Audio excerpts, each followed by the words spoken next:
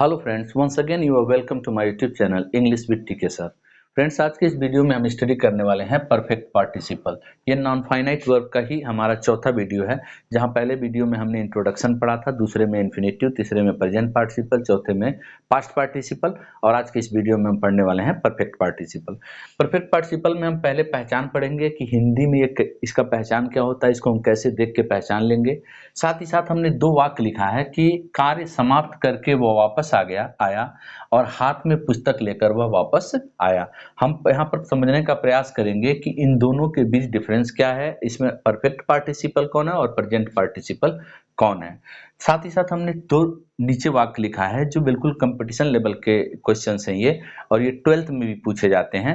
ठीक है, जहां हमने लिखा है कि writing a letter he posted it, इसमें क्या गलती है ये हमको पता लगाना है, साथ ही साथ हम इसको करेक्ट भी करेंगे। और आगे हमें एक सेंटेंस लिखा है कि being a hot day I could not go out, इसमें भी हमें पता लगाना है कि इस सेंटेंस में गलती क्या है। तो फ्रेंड्स, अगर इन सभी चीजों को आप सीखना चाहते हैं तो वीडियो के अंत तक बने रहिए। आइए शुरू करते हैं। परफेक्ट पार्टिसिपल क्या है? नॉन फाइनाइट वर्ब का ही एक वर्ब, नॉन फाइनाइट वर्ब का ही एक पार्ट है परफेक्ट पार्टिसिपल। ठीक है, परफेक्ट पार्टिसिपल का पहचान क्या होता है कि कोई वर्ब होगा, अगर उस वर्ब के अंत में लिखा है कर या करके, ओके, अगर कर या करके आता है तो इसका मतलब है कि एक परफेक्ट पार्टिसिपल है। अगर ये परफेक्ट पार्टिसिपल है तो इसको बनाएंगे कैसे? हैविंग प्लस वर्ब का थर्ड फॉर्म लिखकर। अभी हम पास्ट पार्टिसिपल में क्या कर रहे थे? वर्ब का केवल थर्ड फॉर्म लिख रहे थे। प्रेजेंट पार्टिसिपल में क्या कर रहे थे? वर्ब का आईएनजी फॉर्म लिख रहे थे। इसमें आपको हैविंग भी लिखना पड़ेगा और हैविंग के साथ साथ वर्ब का आपको थर्ड फॉर्म लिखना पड़ेगा। फ्रेंड्स, आइए पहले और दूसरे वाक्य के बीच के अंतर को समझने का प्रयास करें। यहाँ पर हम देखें तो दूसरे वाक्य में, यानी दूसरा जो हमारा ये यहाँ पर देखें तो ये दोनों सेंटेंस सेम है, दोनों में कोई भी डिफरेंस नहीं है। लेकिन यहाँ पर लिखा हुआ है कार्य समाप्त करके और यहाँ पर लिखा है हाथ में पुस्तक लेकर। ठीक है फ्रेंड्स, अगर आप ध्यान से देखो तो परफेक्ट का मतलब क्या होता है? परफेक्ट का मतलब होता है जो काम हो चुका है। ठीक है, और अगर आप आईएनजी बढ़ाते हो तो इसका मतलब है कि वो काम अभी प्रोसेस में है। ठीक है, तो यहाँ पर अगर आप ध्यान से देखें तो लिखा है कि कार्य समाप्त करके, तो इस काम को पहले उसने समाप्त कर लिया, ये काम पूरा हो गया, फिर उसके बाद ये काम किया गया। लेकिन जब दूसरे वाक्य को आप पढ़ेंगे तो इसमें लिखा हुआ है हाथ में पुस्तक लेकर वह वापस आया। तो जब वो हाथ में पुस्तक लिया था तो पुस्तक तो उसके हाथ में ही था, पुस्तक तो अभी उसके हाथ में ही था, तो काम तो अभी कंटिन्यू था। ठीक है, और साथ ही साथ दूसरा काम भी हो गया। तो ये जो काम जहां समाप्त हो चुका हो उसके बाद दूसरा काम हो, वो होता है परफेक्ट पार्टिसिपल। और जब दोनों काम एक साथ होने की पॉसिबिलिटी हो या हो रहा हो तो उसमें पहला होता है आपका प्रेजेंट पार्टिसिपल। तो इसको हम बनाएंगे परफेक्ट पार्टिसिपल से और इसको हम बनाएंगे प्रेजेंट पार्टिसिपल से। आइए बना भी लेते हैं कि कैसे बनेगा।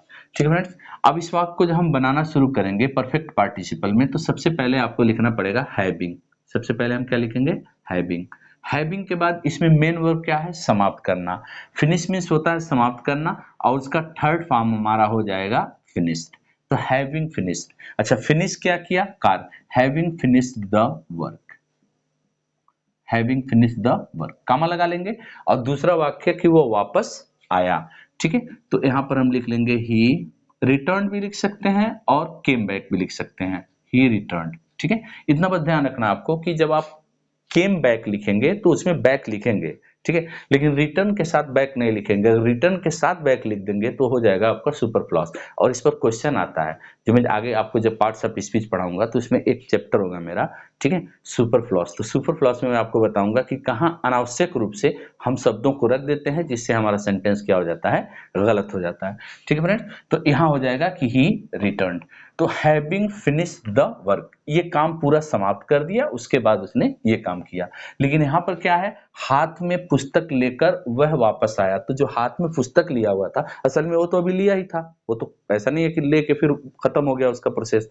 ठीक है, देखिए चीज ध्यान दें हमेशा कि जो वर्ब शुरू होता है, ठीक है, जब तक वो खत्म नहीं होगा तब तक उसको कंटिन्यू माना जाता है।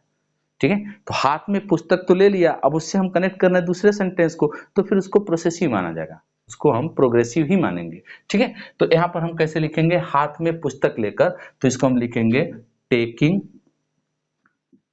प्रेजेंट पार्टिसिपल से जब बनाएंगे तो मेन वर्ब में आईएनजी जोड़ेंगे, हैविंग का प्रयोग नहीं करेंगे। तो taking the book, taking the book मतलब पुस्तक लेकर, in hand, in hand, okay, हाथ में पुस्तक लेकर, वह वापस आ गया, वह वापस आ गया के लिखेंगे ही केम बैक, ही केम बैक। और जैसा कि ऊपर आप देख रहे हैं तो रिटर्न भी लिख सकते हैं। ठीक है फ्रेंड, तो ये प्रेजेंट पार्टिसिपल और परफेक्ट पार्टिसिपल का ये डिफरेंस है कि परफेक्ट पार्टिसिपल में एक काम पूर्ण रूप से समाप्त हो चुका होता है, उसके बाद दूसरा काम होता है। प्रेजेंट पार्टिसिपल में क्या होता है कि एक काम और दूसरा काम दोनों साथ चल रहे होते हैं, फिर साथ चलने की मतलब पॉसिबिलिटी हो कि साथ चल सकते हो, तो वहां पर हम प्रेजेंट पार्टिसिपल यूज करते हैं। फ्रेंड्स, आशा करता हूं कि ये कॉन्सेप्ट क्लियर हो गया होगा। अब देखें तो वो सेंटेंस हमारा जो तीसरा वो लिखा हुआ है, लिखा है writing a letter he posted it. ठीक है, तो यहाँ पर जो सेंटेंस है कि पत्र लिखकर उसने उसको पोस्ट कर दिया, तो प्रेजेंट पार्टिसिपल में भी कर आता है, तो आईएनजी तो बढ़ा ही है। लेकिन आप ध्यान से देखो तो अगर आपको लेटर पोस्ट कर दिया उसने, तो जाहिर सी बात है कि लेटर को लिखने का काम भी पूरा हो चुका होगा। अगर लिखने का काम पूरा हो चुका है, तो अभी मैं बताया कि जो काम पूरा हो चुका होता है उसको हम प्रेजेंट पार्टिसिपल नहीं बल्कि परफेक्ट पार्टिसिपल से बनाते हैं। तो ये हमारा कैसे बनेगा? परफेक्ट पार्टिसिपल से बनेगा। तो जहां पर आपने ये राइटिंग लिखा हुआ है, यहां पर आपको लिखना पड़ेगा हैविंग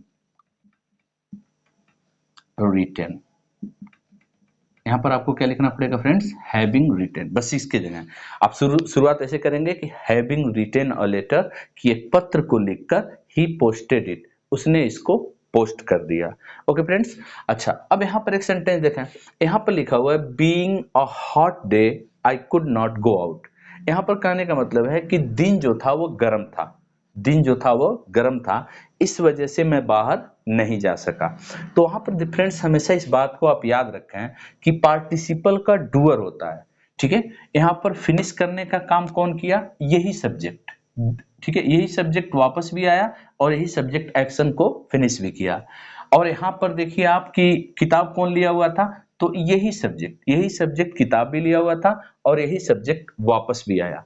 ठीक है, यहाँ पर भी देखें तो यही सब्जेक्ट जो हमारा है, इसी ने लेटर को पोस्ट भी किया और यही सब्जेक्ट लिखने का काम भी किया था। लेकिन फ्रेंड्स अगर हम अगले सेंटेंस में देखें तो यहाँ हम देख रहे हैं कि घर के बाहर कौन नहीं जा सका? मैं। लेकिन यहाँ पर जो गर्म था वो क्या था? दिन। गर्म कौन था? दिन था।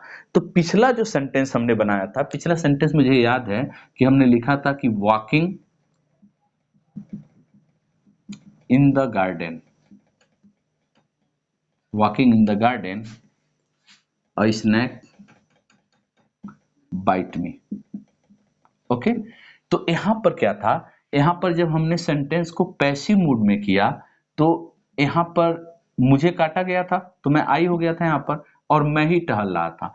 तो यहां पर तो सेंटेंस को हमने ऐसे सही कर लिया, लेकिन यहां पर ऐसे आप नहीं सही कर पाएंगे। यहाँ पर आप ऐसे नहीं सही कर पाएंगे। क्यों नहीं कर पाएंगे? क्योंकि मेरा इस वर्ब से कोई लेना देना नहीं है, ये दूसरा चीज है और ये दूसरा चीज है। तो सवाल ये होता है फ्रेंड्स फिर इसको सही कैसे करेंगे? तो अगर इसको आप सही करना चाहते हैं तो इसके लिए आपको एक और कॉन्सेप्ट आना चाहिए जिसको हम लोग बोलते हैं nominative absolute. Nominative absolute, nominative absolute. Okay, अब ये नॉमिनेटिव एब्सोल्यूट क्या होता है?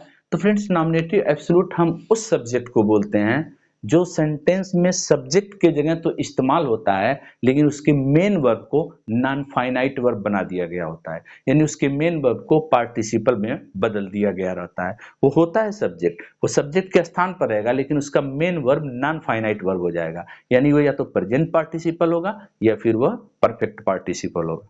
ओके, जैसे अब यहाँ पर देखें इस सेंटेंस में मेन वर्ब नहीं है। ओके, मेन वर्ब है लेकिन इसका सब्जेक्ट नहीं है।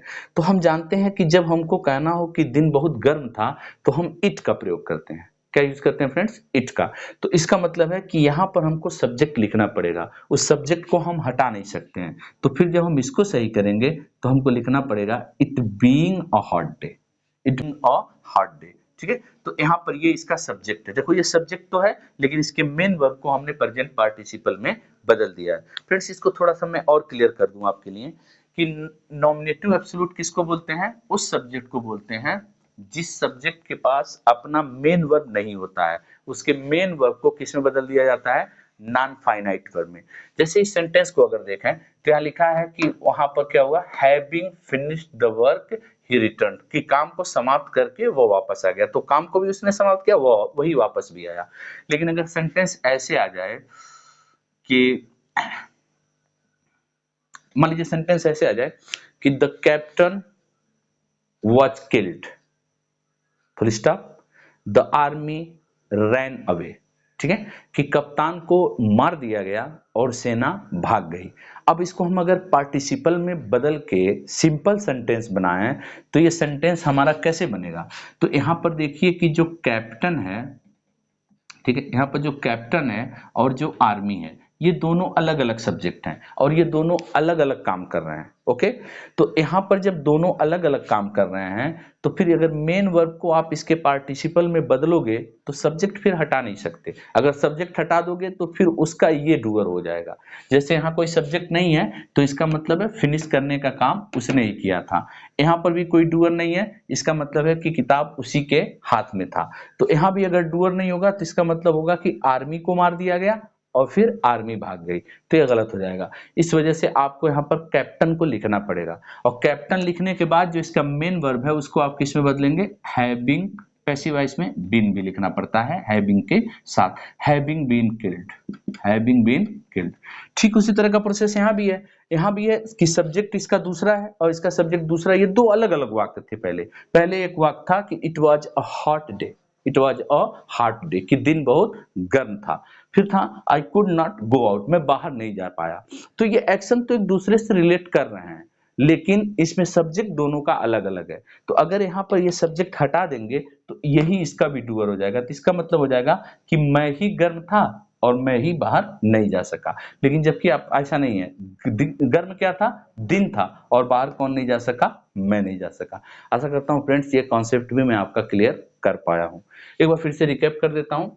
इस वीडियो में हमने पढ़ा perfect participle having plus verb का थर्ड फॉर्म। हिंदी में पहचान होता है कर या करके, ठीक है। एक काम को समाप्त करने के पश्चात जब दूसरा काम प्रारंभ किया जाता है उसको हम बोलते हैं पास्ट परफेक्ट पार्टिसिपल, और परफेक्ट पार्टिसिपल बनाते हैं हैविंग प्लस वर्ब का थर्ड फॉर्म लिखकर। साथ ही साथ एक और सेंटेंस मैंने लिखा जिसके अंत में भी कर आया हुआ था, लेकिन इन दोनों सेंटेंसेज में अंतर है। अंतर यह है कि ये काम हो चुका है, ये काम अभी खत्म नहीं हुआ है। उसके आगे हमने लिखा कि राइटिंग अ लेटर, जहां पर मैंने प्रेजेंट पार्टिसिपल का इस्तेमाल किया था, लेकिन दूसरा वाला जो सेंटेंस उसमें कह रहा है कि उसने उसको पोस्ट कर दिया। अगर उसने उसको पोस्ट कर दिया था तो जाहिर सी बात है कि लिखने का काम खत्म हो चुका था, और लिखने का काम अगर खत्म हो चुका था तो फिर आपको परफेक्ट पार्टिसिपल यूज करना पड़ेगा। तो राइटिंग की जगह आपको क्या लिखना पड़ेगा? Having written. ओके, फिर उसके अगले सेंटेंस में मैंने एक प्रेजेंट पार्टिसिपल लिखा था, उसके आगे एक वाक्य लिखा था, लेकिन यहाँ पर इसका और उसका डूअर एक नहीं थे, दोनों अलग अलग था। इस वजह से हमने एक नॉमिनेटिव एब्सोल्यूट का सब्जेक्ट यूज किया जिसका नाम जिस इट के नाम पे, और फिर उस सेंटेंस को हमने सही किया।